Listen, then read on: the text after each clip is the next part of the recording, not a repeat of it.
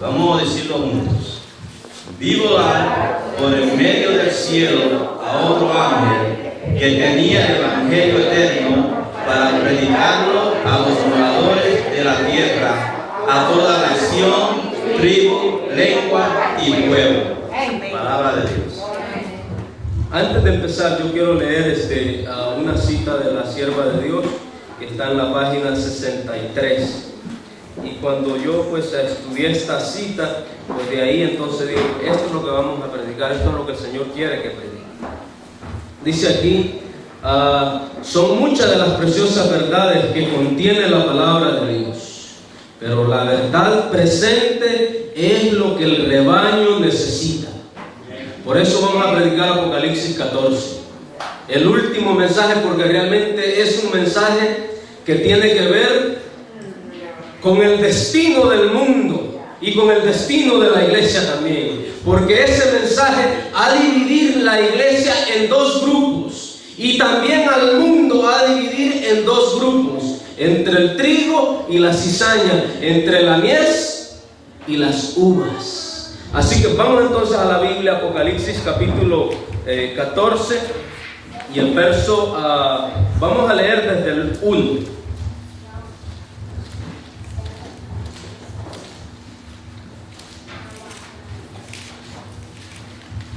Apocalipsis 14.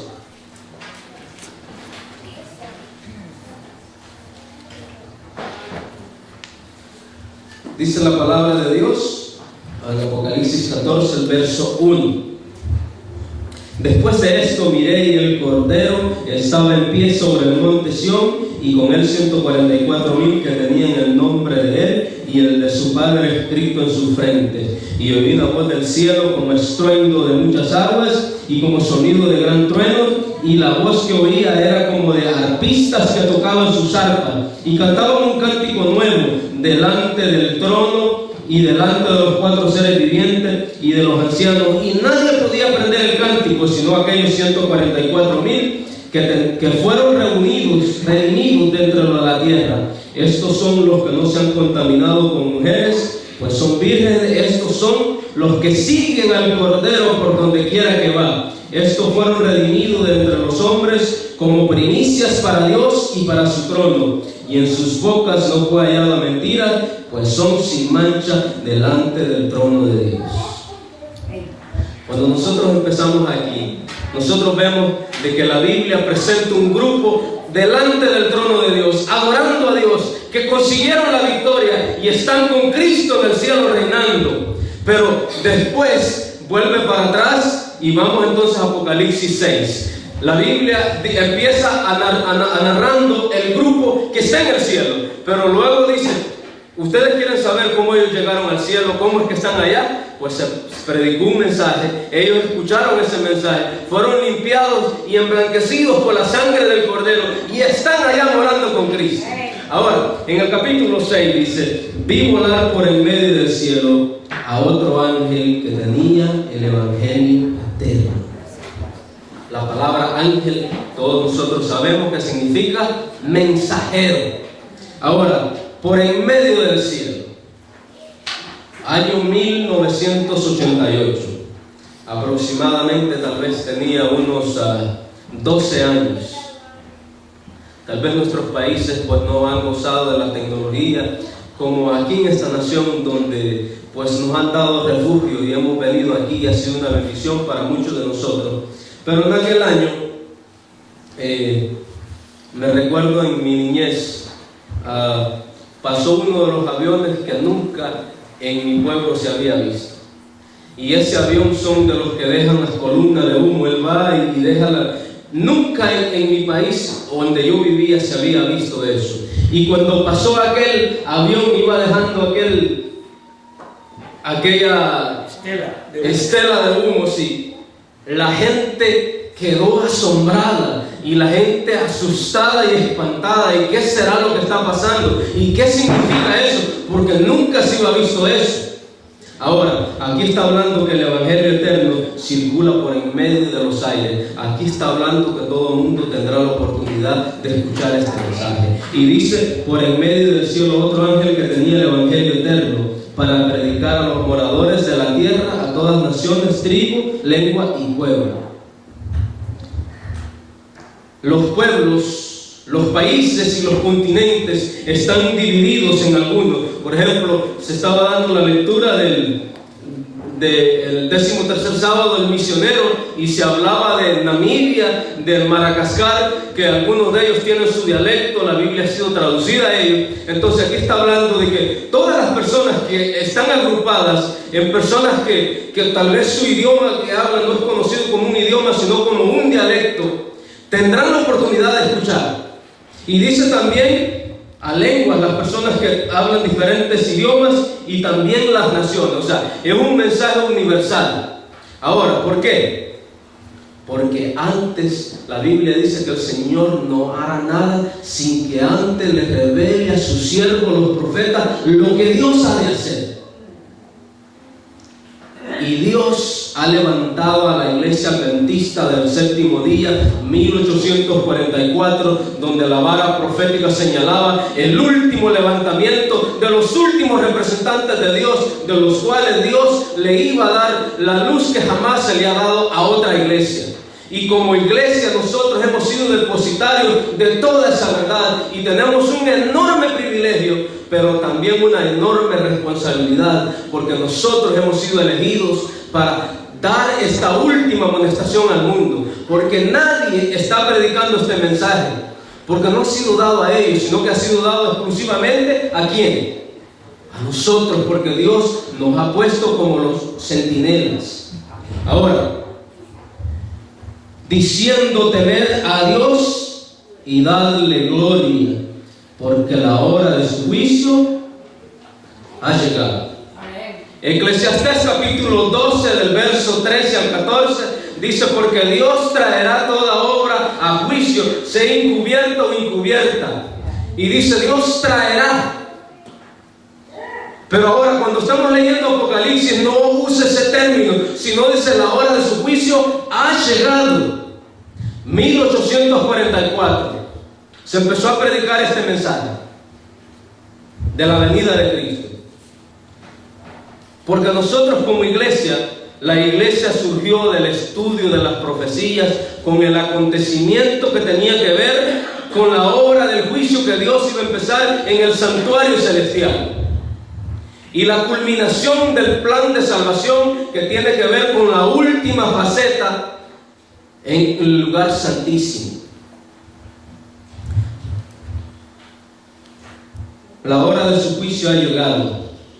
Y adorad a aquel que hizo los cielos y la tierra, el mar y las fuentes de las aguas.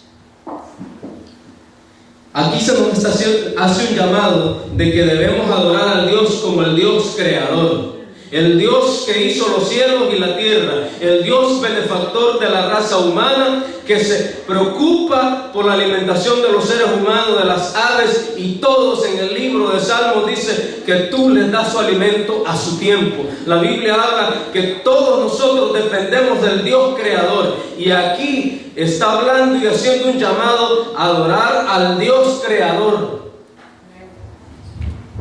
Ahora, por eso la hermana White dice que cuando ella fue llevada en visión, se le presentaron los 10 mandamientos. Y de eso de los 10 mandamientos ella vio un mandamiento que brillaba más que los otros.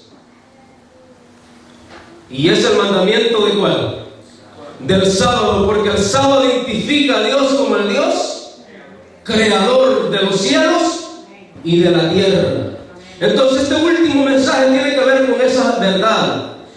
O sea, en otras palabras, el Señor está diciendo: por favor, guarde el sábado.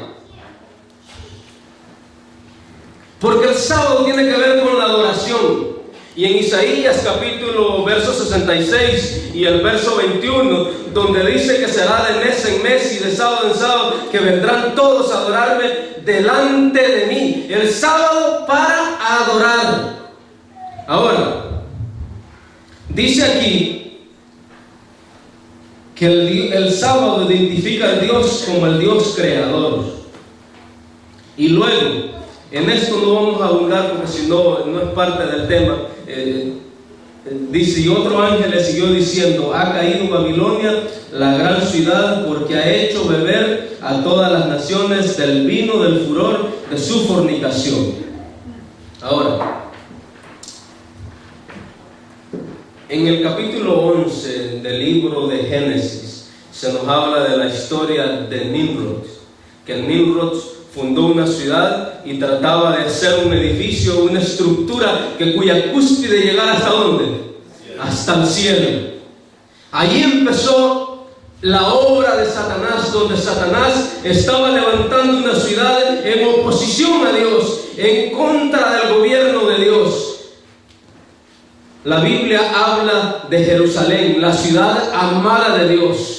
Habla del monte Sión, que representa a los que adoran ahí, a los que adoran en espíritu y en verdad. Pero también está el otro monte. ¿El monte cuál es? El monte de la venganza de Dios.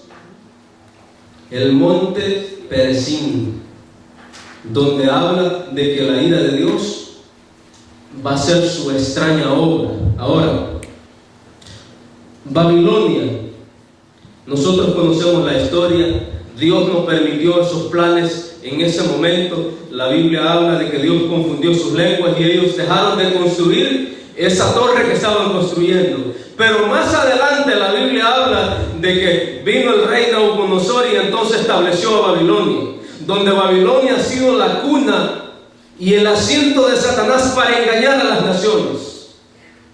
Incluso la palabra Babilonia significa puerta de Dios o morada de los dioses.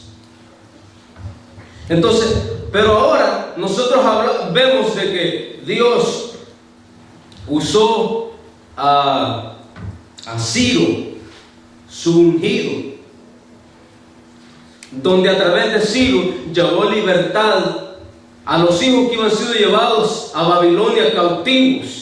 Porque Babilonia llegó a conquistar todos los imperios y también llevó cautivo a los hijos de Dios allá. Pero en medio de esa cautividad, Dios usó a Ciro, uno de los reyes que llegó a ser rey después de los medos y los persas. Pero a través de él llevó libertad a su pueblo que estaba cautivo en Babilonia. Y por eso habla aquí que hay un llamado a salir de Babilonia. Y luego dice: porque con él han bebido todas las naciones del vino del furor de su fornicación. El tercer ángel lo siguió diciendo a gran voz: si alguno adora a la bestia y su imagen y recibe la marca en su frente o en su mano, él también beberá del vino de la ira de Dios. Aquí vemos dos polos opuestos. O sea, Dios está diciendo aquí: adorad al Dios que hizo el cielo y la tierra. Pero si alguno adora diferente a este Dios, dice que Dios va a derramar el vino de su ira. Ahora, nosotros vemos que aquí Babilonia ha repartido vino y ha emborrachado a todas las naciones con ese vino que lleva a la gente a fornicar. Prostitución espiritual, prostitución con otros dioses. Pero Dios, por eso este es el último mensaje. Ese es el ultimato que Dios le da. Por eso Dios manda este mensaje, y este mensaje va a ser una separación entre dos grupos. Entre los que adoran al Dios como el Dios creador y los que adoran a Babilonia. Y dice aquí: él también beberá del vino de la ira de Dios, que ha sido vaciado a puros en el cáliz de su ira. En Apocalipsis capítulo 19 habla: gocémonos y alegrémonos porque han llegado las bodas del Cordero. Ahí habla de las bodas del Cordero, pero más adelante habla de otra cena, donde se invitan, dice, a las aves de rapiña a comer carne de reyes, de siervos y de esclavos. Y esa es la gran cena del Señor. Pero tú y yo hemos sido llamados para participar de las bodas del Cordero. Y dice la Biblia que Dios no nos ha llamado a ira, sino que Dios nos ha llamado a ¿qué cosa? Para salvación. Y Dios nos ha predestinado para eso. Y dice aquí, dice: él beberá de la ira y será atormentado con fuego y azufre azufre delante de los santos ángeles y del Cordero. Y dice aquí: el humo de sus tormentos sube por los siglos de los siglos, y no tienen reposo de día ni de noche los que adoran a la bestia y a su imagen, ni nadie que reciba la marca de su nombre. La Biblia habla de 3 sellos, y a medida nosotros vamos estudiando la palabra de Dios, pues Dios nos va revelando luz, y hay cosas que cuando nosotros empezamos en veces no las entendemos, pero a medida vamos creciendo espiritualmente, Dios nos va dando luz y vamos entendiendo muchas cosas. El sábado es el sello de la ley de los 10 mandamientos, el sello de la obediencia. Pero hay 3 sellos. Hay 3 sellos. El sábado es el sello de los 10 mandamientos, la señal de la obediencia, la señal que identifica al Dios creador, que hizo el territorio el cual gobierna los cielos y la tierra. Y su nombre es ¿quién? Jehová. O sea, nosotros vemos en el 4º mandamiento tres cosas que hacen válido un documento, por así decirlo, el pasaporte. El pasaporte dice ¿de a dónde es ciudadano usted? Y también lleva una firma del cónsul que lo hace válido a ese papel, y también lleva un sello. Ahora, con la salvación también es lo mismo. La Biblia dice: no contristéis al Espíritu Santo, por el cual fuiste sellado el día que creíste y fuiste bautizado. Se nos habla del sello de la salvación. El sello de la salvación se recibe cuando aceptamos a Cristo Jesús. Pero los mandamientos es el sello de la obediencia a Dios, el sábado. Pero hay otro sello más, que ese es el que van a recibir los 144,000 y los que estén vivos cuando Cristo venga.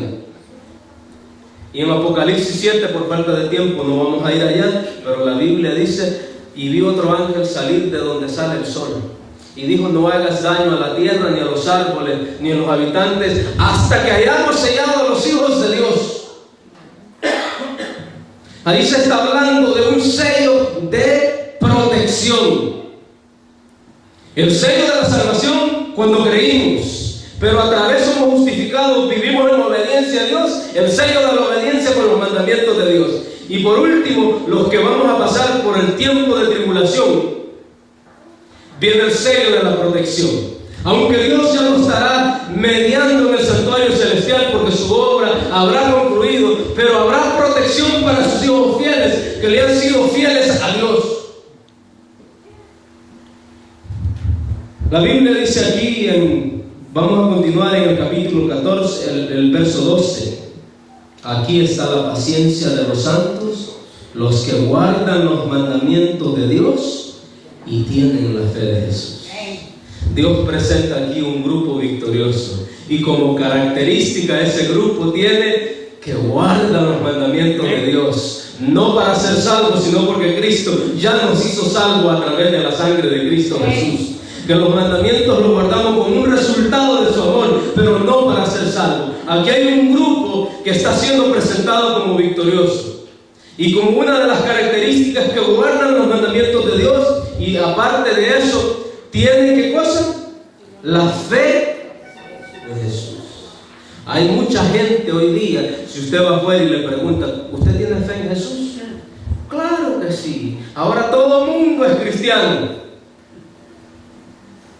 Y nosotros vemos la mayoría de los cantantes hoy día, hasta los reggaetoneros, todos son cristianos, les preguntan. Ahora todo el mundo es cristiano. Pero aquí Dios está presentando un grupo de que como sus características guardan los mandamientos y tienen la fe de Jesús. Una cosa es tener fe en Jesús, y otra cosa es tener la fe de Jesús. Son dos cosas muy distintas. Una cosa es creer en Jesús, y otra cosa es creerle a Jesús.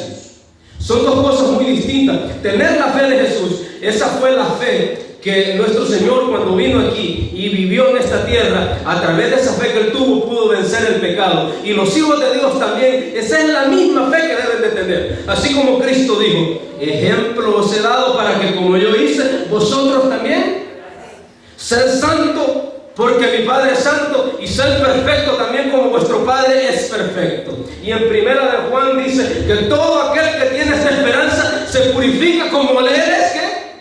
Puro. Entonces nosotros vemos de que la fe de Jesús, esa es la fe que nosotros debemos tener. Y la fe de Jesús se revela a través de sus doctrinas, a través de sus principios. Nosotros somos salvos por fe, por medio de la gracia. Pero Dios nos da estos principios y esas doctrinas para mantenernos salvos, no para salvarnos. Entonces el papel que juegan los mandamientos es, dice, yo te hice salvo por medio de la gracia, pero te doy estos principios para que te mantengas salvo, no para salvarnos, porque no es por obras, dice la salvación, sino porque por gracia somos salvos, habiendo sido salvados. Y mire, el ejemplo que puedo mencionar es cuando Dios mandó a Moisés a sacar al pueblo de Israel allá a Egipto. Yo les hago la pregunta: si Moisés hubiera llegado como libertador que Dios lo mandó y dentro de sí hubiera llevado las 2 tablas de los mandamientos de Dios y llega allá a Egipto, miren, Dios me ha llamado y ustedes quieren que guarde estos mandamientos y después los vamos a libertar a ustedes. No es así como funciona. Primero llegó Moisés y los hizo libres, y ya cuando estaban libres, dice, los llevó al monte ¿qué? Al monte Sión, donde Dios hizo un pacto con ellos, pero ya siendo libres. Por eso que nosotros somos salvos por la gracia, pero al ser salvos, Dios nos lleva, mire, yo quiero que tú guardes mis mandamientos. La última lucha y la última batalla tiene que ver con los mandamientos de Dios. Y luego dice aquí el capítulo 13, oí una voz del cielo que me decía, escribe, bienaventurado de aquí en adelante los muertos que mueren en el Señor, sí descansarán de sus trabajos, porque sus obras con ellos siguen. Bienaventurados los muertos de aquí en adelante. No tengo tiempo, pero voy a decir esto simplemente en un vuelo de pájaro rápido, por así decirlo.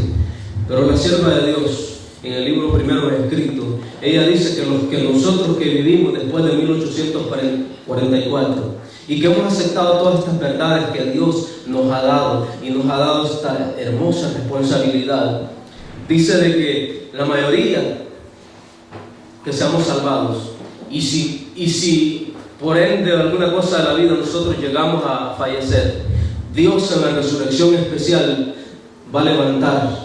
Por eso dicen, bienaventurados los muertos de aquí en adelante. Y tendremos la bienaventuranza, que si no estamos vivos cuando Cristo venga, nos levantará para ver venirlo en gloria. Bienaventurados los muertos de aquí en adelante. O sea, se están predicando los mensajes de los 3 ángeles y es bienaventurado. O sea, nosotros que vivimos en este tiempo, vamos a ser bienaventurados, dice. Y esta bienaventuranza no fue para otros, sino que tendremos el privilegio de ver venir a Cristo en gloria y majestad. Pues muchos van a ser salvos, pero resucitarán de sus tumbas cuando la Biblia habla en Primera de Tesalonicenses capítulo 4, que cuando suene la trompeta los muertos en Cristo resucitarán. Pero nosotros habrá una resurrección especial, dice, bienaventurados los muertos de aquí en adelante, porque tendrán ese privilegio de ver venir a Cristo en gloria y majestad. Ahora dice aquí, miré y aquí una nube blanca y sobre el que estaba sentado semejante al Hijo del Hombre. Bienaventurados los muertos de aquí en adelante. Y el próximo capítulo dice, y vi una nube blanca y el que venía sentado como el Hijo del Hombre. No, por eso nosotros como adventistas sabemos de que este es el último mensaje, porque cuando se está dando este último mensaje, lo que aparece es la venida del Señor.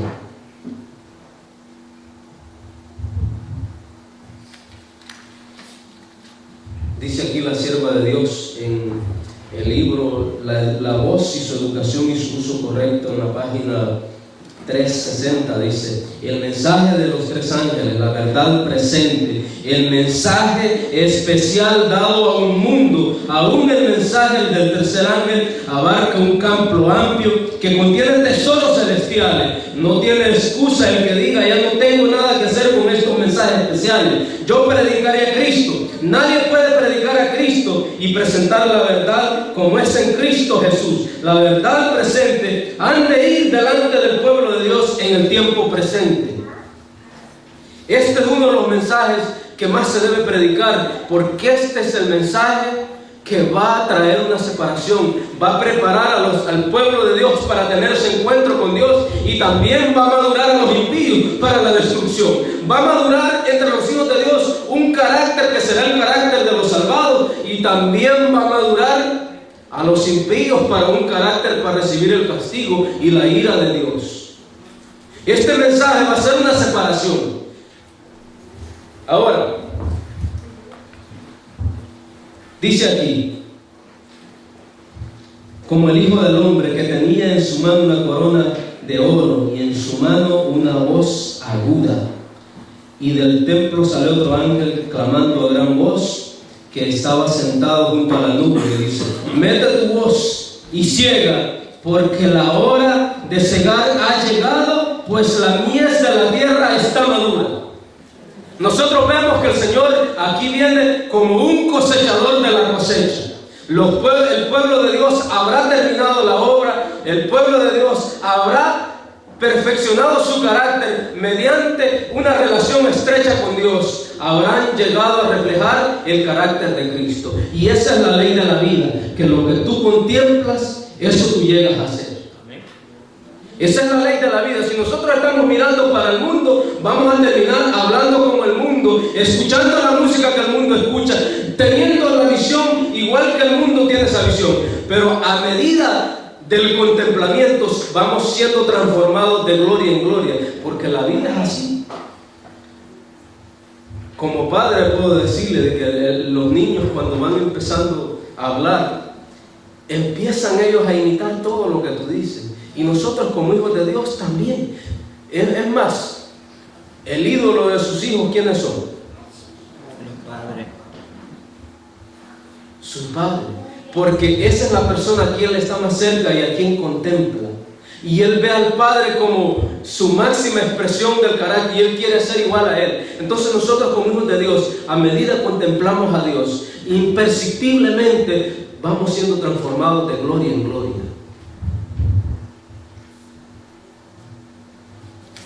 Y Dios es el que nos conoce mejor que cada uno de nosotros. Había un señor que compró un carro. Lo compró del dealer. Ese carro él lo conocía, igual que casi él, porque él nunca, ese carro le hacían cambio de aceite a otras personas, siempre él, cualquier pieza que se le dañaba, él era el mecánico, él ese carro lo cuidaba. Pero llegó un día y ese carro se le dañó. Y él, como conocedor de ese carro, pues sabía que nadie más conocía ese carro. Pero de repente llegó una persona extranjera y le dice: amigo, ¿qué le pasa a su carro? No, mi carro se ha dañado y pues yo conozco bien este carro y no le hallo cuál es el problema. Y entonces viene y le dice: ¿te puedo ayudar? ¿Cómo tú me vas a ayudar si yo soy la persona que más conozco este carro? Y se le acerca a este visitante y le dice: mira amigo, te voy a decir una cosa. ¿Tú sabes qué? Este carro, quien lo hizo y quien lo diseñó fui yo, y yo lo conozco mejor que ti. ¿Qué quiero decir con esto? De que puede ser que yo estoy pensando que estoy bien con Dios, que tengo una relación ejemplar en la iglesia y los hermanos me ven, pero a la verdad quien me conoce mejor es aquel, porque aquel me hizo a mí y sabe cuál es mi condición. Y que no nos conformemos con lo que nosotros somos hoy día, que vayamos creciendo a medida que tengamos esa relación con Dios. Dice aquí, el capítulo 16: y él estaba sentado en la nube y me dio su voz aguda en la tierra, y la tierra fue cegada. Aquí habla de la gran cosecha, donde tú y yo hemos sido llamados para ser parte de esa cosecha. para ser cosechados en el granero y echados allí donde vamos a ser salvados. Y dice: salió otro ángel del templo que estaba en la tierra, y teniendo también una voz aguda, salió del otro lado otro ángel que tenía poder sobre el fuego, y llamó a gran voz a los que tenían la voz aguda, diciendo: mete tu voz aguda y vendimió los racimos de la tierra, porque sus uvas están maduras. Y el ángel arrojó su voz aguda en la tierra y vendimió la viña de la tierra y echó las uvas en el lagar de la ira de Dios. En los tiempos bíblicos se cosechaban mucho los viñedos, y pues hoy día la tecnología ha avanzado y los jugos los hacen con extractores y con máquinas, pero en aquel tiempo se hacía un lagar, un recipiente, se echaban las uvas y la gente entraba adentro y pisaba las uvas y le sacaba el jugo, y el jugo corría por una caña y allá estaba un recipiente donde recibía eso. Entonces el Señor usa ese ejemplo. Ahora, usa ese ejemplo como la destrucción de los impíos. Y la Biblia en el libro de Isaías habla de que esa es la extraña obra de Dios. Se le llama la extraña obra de Dios porque la Biblia dice que Dios ha hecho provisión para que cada uno de nosotros seamos salvos y recibamos la gracia y el don de la salvación de Cristo Jesús, porque Él ya pasó por ahí para que tú no vayas ahí. O sea, el infierno que Cristo pasó. O sea, no tengo tiempo ahora y no es mi propósito, pero le voy a decir una cosa, de que cuando nosotros estudiamos la vida de Cristo Jesús, todos los eventos que Cristo pasó en su crucifixión son los eventos que va a pasar el pueblo de Dios.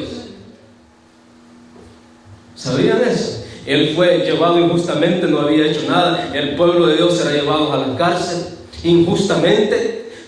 Tendrá una angustia, la angustia de Jacob, como esa angustia que tuvo nuestro amado Salvador cuando dijo: Dios mío, ¿por qué me has desamparado? O sea, la historia de Cristo en su crucifixión va a ser la experiencia del pueblo de Dios.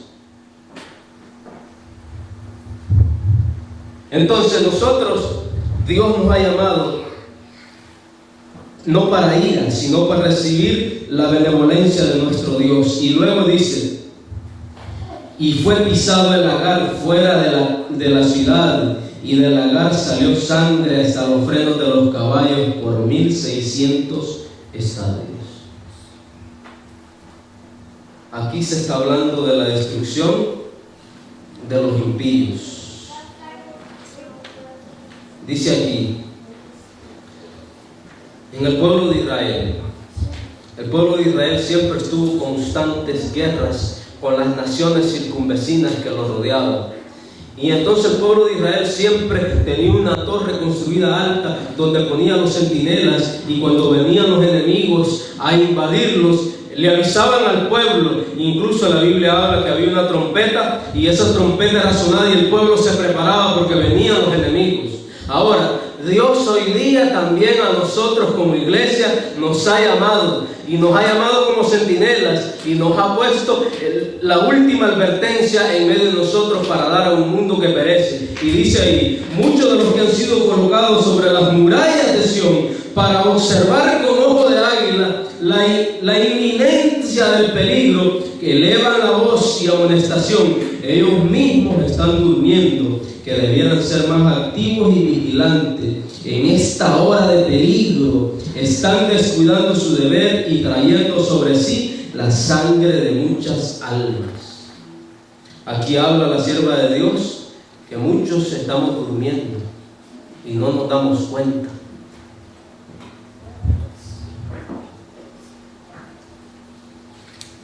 Dice ella aquí en Spirit of Gift, volumen 2, dice ella: una condición tan peligrosa como jamás lo estuvo. La religión experimentada es conocida tan solo por unos pocos.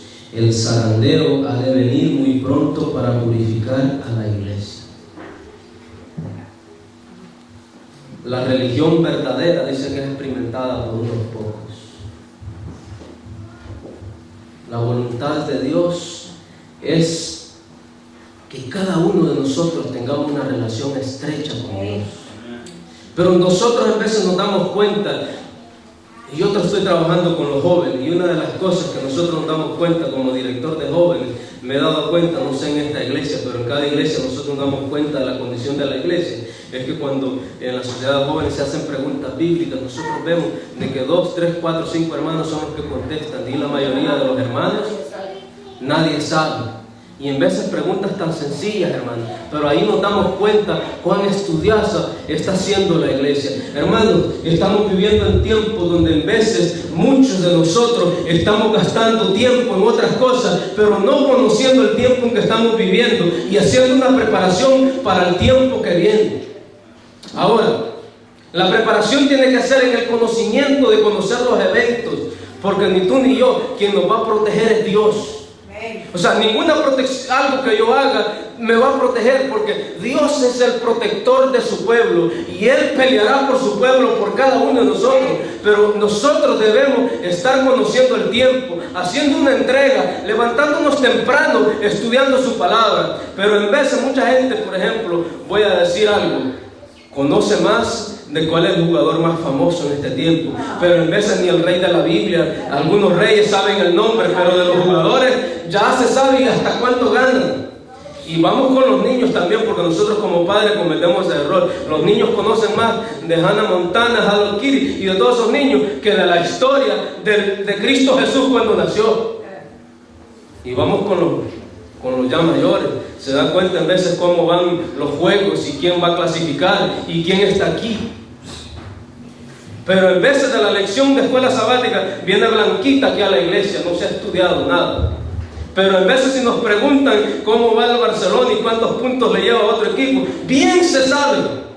O los Yankees dicen están a punto de clasificar y cosas así. Y en veces nosotros estamos enterados de todo, pero menos de las cosas espirituales. Necesitamos en este momento, hermano, dedicar tiempo a Dios, porque estamos viviendo en tiempos peligrosos donde la copa de la ira de Dios va a ser derramada. Y déjeme decirle, ¿sabe cuál es la última gota que va a caer en esa copa y va a derramar el vaso?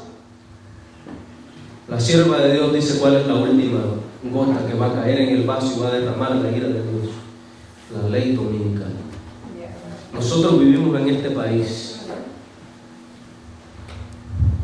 y déjenme decirle de que ha llegado la crisis aquí, y a muchos de ustedes personalmente les ha afectado. Todos hemos sido afectados. Yo no le puedo hablar cuánto perdí, porque todos hemos perdido. Pero déjenme decirle, solo les voy a decir una cosa nada más: esto no es nada. Esto no es nada. Porque vendrán cosas en este país, dice la sierva de Dios, que cuando se decreta la ley dominical, vendrá una ruina nacional sobre este país.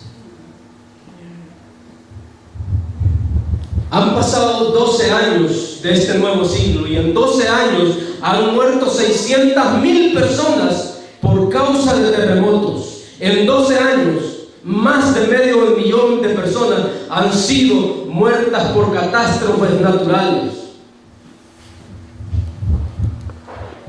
Y se está esperando aquí en este país un terremoto aproximadamente. El terremoto que se ha registrado, donde se han guardado registros, el terremoto más grande fue en la época del 60 en Chile, donde el terremoto más grande ocurrió en ese lugar, que fue de 9.5 o 9.6. Es el terremoto más grande que ha ocurrido en la historia moderna, donde se han empezado a medir los movimientos telúricos. Ahora, en la costa de Los Ángeles, porque ha habido un terremoto en diferentes lugares, en el sur, en este, pero se está esperando, solo en este punto cardinal no ha pasado. Se está esperando un terremoto de magnitud de 10 puntos en la escala de Richter, que ninguna estructura está preparada para soportar eso.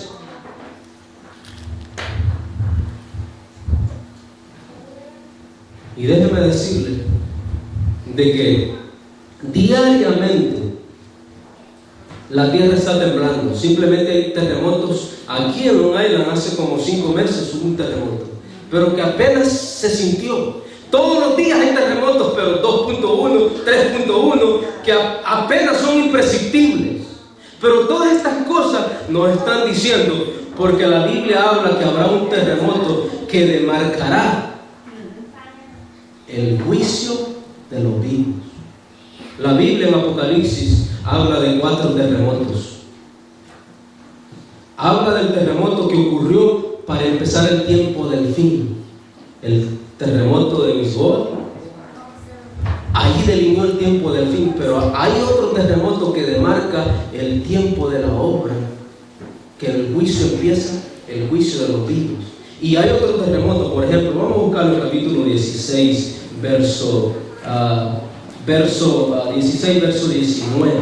Dice aquí, y la gran ciudad fue, dice por ejemplo aquí al capítulo 18, entonces hubo relámpagos y voces y truenos y un gran terremoto en la tierra, un terremoto tan grande el cual nunca hubo jamás desde los hombres han existido sobre la tierra, y la gran ciudad fue dividida en 3 partes, y las ciudades de las naciones cayeron, y la gran Babilonia vino en memoria delante de la ira de Dios para darle el cáliz de su ira. Nosotros vemos entonces aquí que va a haber un terremoto, dice, tan grande.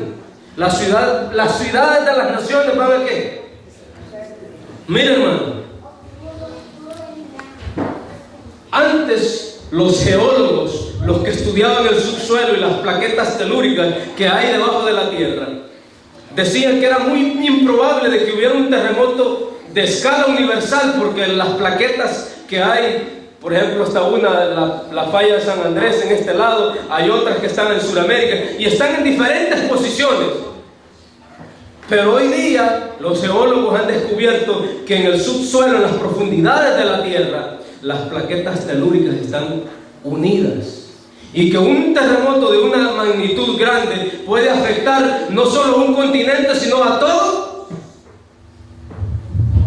Pues ya la palabra de Dios lo había dicho, que va a haber un terremoto tan grande de que no va a ser en una ciudad, sino que van a caer todas las ciudades de las naciones. Pero en medio de ese caos, Dios va a tener un pueblo y va a preservar un pueblo.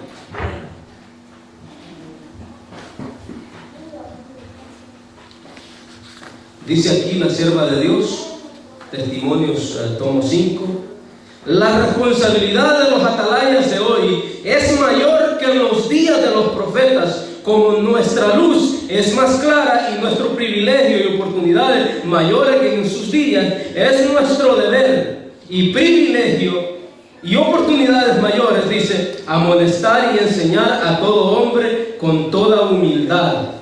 Aquí se nos habla de que nuestra responsabilidad es mayor. Ahora, por último, quiero concluir con esta parte. Y quiero que vayan conmigo al libro de Isaías, porque esta tiene que ser nuestra experiencia. No puedo terminar sin esta parte. Isaías capítulo 6, verso 1. En el año que murió el rey Usías, vi yo al Señor sentado sobre su trono alto y sublime, y sus faldas llenaban el templo. Pero antes de eso, cuando nosotros estudiamos el libro de Isaías, el capítulo 1, la Biblia habla, por ejemplo, el capítulo 2 dice, este pueblo se ha vuelto, pues dice, por ejemplo, ciertamente tú has dejado tu pueblo, la casa de Jacob, porque está llena de costumbres traídas, y habla de la condición del pueblo de Dios, donde Dios le hace el llamado en Isaías capítulo 1 y verso 18, donde dice, si tus pecados fueren rojos, el profeta Isaías está haciendo un llamado al pueblo en el periodo de Isaías, en el año 750 aproximadamente antes de Cristo, y vemos la condición del pueblo de Dios. Pero ahora habla aquí el rey Usías había muerto. El rey Usías iba gobernado en Israel por 52 años, y cuando murió este rey, el pueblo había incertidumbre, porque el líder que los iba guiado y iba a ser un rey fiel ante Dios, iba llevado al pueblo a tener un encuentro con Dios, iba fallecido. Pero déjeme decirle que la Biblia dice que Dios tiene hombres para cada ocasión. Y Dios te ha llamado para esta ocasión y tú estás aquí junto conmigo también. Y tenemos este enorme privilegio de ser representantes de Dios, de dar esta última amonestación. Ahora, el rey Uzías había muerto y en ese año que había incertidumbre, el pueblo no sabía qué iba a pasar, Dios lleva a Isaías en visión. Y dice de que mientras él estaba, vio a Dios en un alto y sublime y sus faldas llenaban el templo. Ahora quiero dirigirme a las damas. Cuando han sido llevadas al altar, cuando se han casado, sus faldas y sus vestidos, incluso algunas novias llevan una cola que tienen que llevar otra persona ayudándoles para amasar, porque ese es un momento de gloria, ¿cierto o no?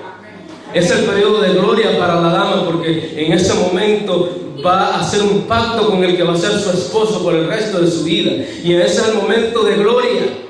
Y dice que sus faldas llenaban el templo, y luego dice ahí, y por encima de él había serafines, cada uno tenía 6 alas, con 2 cubrían el rostro, y con 2 cubrían sus pies, y con 2 volaban. Mis hermanos y amigos, los ángeles, los serafines, la palabra serafines viene del verso sarab, que quiere decir los que se están quemando ante la presencia de Dios. Porque Dios es fuego consumidor. Pero los hijos que están, la Biblia dice que Él convierte a sus ministros ¿en qué cosa? En llamas de fuego. Y la Biblia en Isaías dice, ¿quién será que habitará junto a las llamas eternas? Los hijos de Dios, los que hayan sido salvos, viviremos en las llamas, pero esas llamas no son destructoras, sino purificadoras. Porque Dios le dijo a Isaías, he pasado sobre ti un carbón encendido, ¿cierto? Entonces aquí habla del fuego purificador, y los salvados estarán frente a las llamas eternas. Y luego dice aquí, y uno y otro daban voces diciendo, Santo, Santo, Santo de los ejércitos, toda la tierra está llena. Mira, hermano, hemos perdido en este tiempo que estamos viviendo la visión de la santidad de Dios. Ahora, dice, en nuestra visión, Dios en la iglesia de nuestro tiempo ha perdido el carácter y alto, excelso y elevado, incomparable y sin precedentes. Por haber preferido el consuelo de la cercanía, perdieron la realidad de la santidad trascendente de Dios.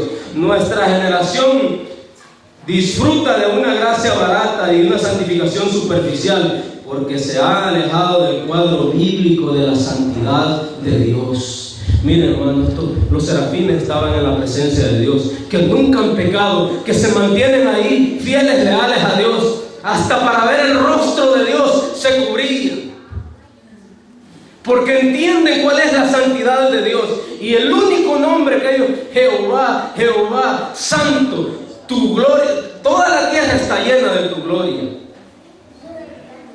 Nosotros tenemos que tener un concepto elevado de la santidad de Dios, porque en veces nosotros pensamos, y déjenme decirle, aquí voy a hablar como padre, cuando nosotros como padres somos débiles con nuestros hijos, y en vez hacemos cosas que no van de acuerdo, él piensa que nosotros como padres somos un ejemplo a nuestros hijos, y entonces el hijo concibe el papel de Dios como nos ve a nosotros. Papá, ¿y Dios es igual que ti?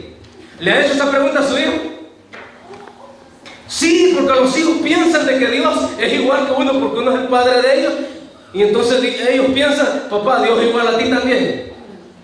Pero déjenme decirles que cuando nosotros somos infieles, y si somos holgazanes, y si somos fríos en ciertas cosas, ¿cuál es el concepto que ellos tendrán de Dios?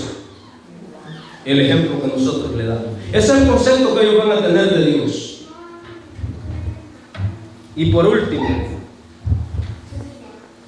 dice aquí en Segunda de Crónicas, capítulo 33, 36, verso 15, dice: Jehová es Dios de tus padres. Envió constantemente palabra a ellos por medio de sus mensajeros, porque Él tiene misericordia de su pueblo y de su habitación. Jehová tiene misericordia de su pueblo. Y por eso ha enviado el último mensaje a su pueblo. Y por último dice, mas ellos hicieron escarnio de los mensajeros y menospreciaron su palabra, burlando a sus profetas, hasta que subió la ira de Dios contra su pueblo y ya no hubo remedio. No puedo concluir sin traerte esperanza a tu vida, porque la palabra de Dios nos trae esperanza. Y la Biblia habla de que como iglesia hay esperanza para nosotros, hay esperanza para la iglesia, porque Dios está allá ofreciendo colirio para el ciego espiritual, y para el pobre también hay oro para que pueda ser enriquecido en la sangre de Cristo Jesús. Y para el que está desamparado sin abrigo, también está el abrigo de la justicia de Cristo, que debemos ser revestidos cada uno de ellos. O sea, no es desesperante nuestro caso, porque Cristo está ahí para ofrecer solución a cada una de nuestras dificultades. Si el problema es espiritual, Dios tiene el colirio. Si el problema es la justicia, Dios tiene su manto de justicia. Que Dios pueda bendecirnos a cada uno de nosotros. Que no solo este mensaje de los tres ángeles, a la verdad, pueda madurar sobre cada uno de nosotros un carácter, que será el carácter de los salvados. Dios pueda bendecirles, pueda guiarles, y en la medida de que cada uno de nosotros hagamos un pacto con Dios, que estemos cerca de su presencia, nosotros veremos la gloria de Dios, porque Dios nos ha llamado para eso. ¿Tú quieres ver cosas que nunca has visto? Haz cosas que nunca has hecho. ¿Tú quieres ver cosas que nunca has visto? Haz cosas que nunca has hecho. Que Dios les bendiga.